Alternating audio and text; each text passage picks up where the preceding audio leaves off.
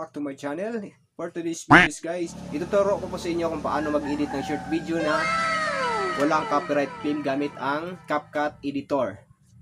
So kung bago ka pa lang sa channel ko, don't forget to click the notification bell at subscribe button para updated ka lagi sa video na aking upload. So una guys, punta tayo sa screen menu, hanapin natin yung CapCut. Tapos mapupunta tayo sa new project.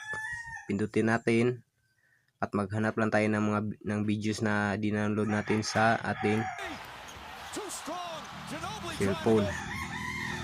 Katapos guys, split lang natin, tsaka maghanap tayo ng clips. Hindi nating i-edit.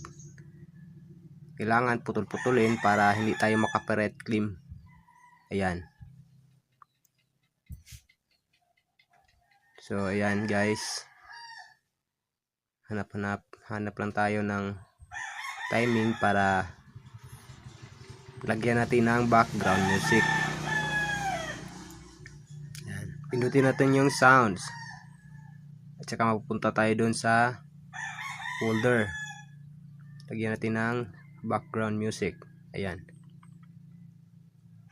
So at dito sa kabila ganoon din, para iwas lang sa copyright claim guys. So ganun din gagawin natin. Maglagay lang tayo ng background music. Yan. Adjust natin ng konti yung kanyang volume.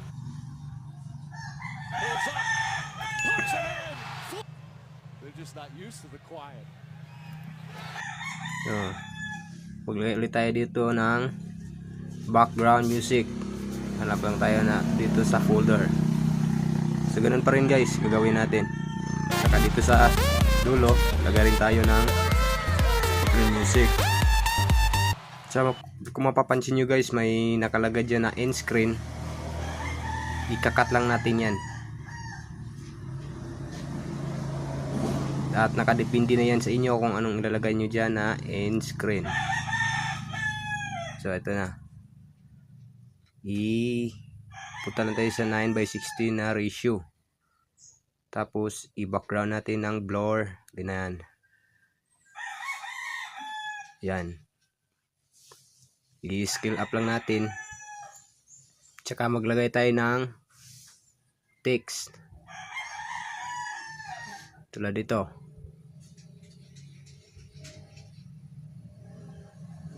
The back-to-back shots of James LeBron on NBA Finals 2023. Ayan guys.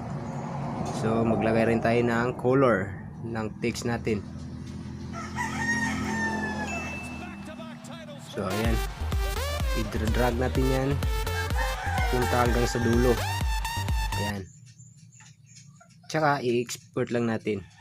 So ayan guys, sana may natutunan po kayo sa video na aking ginagawa. At maraming salamat po sa inyong panunood. Thanks for watching. Bye-bye!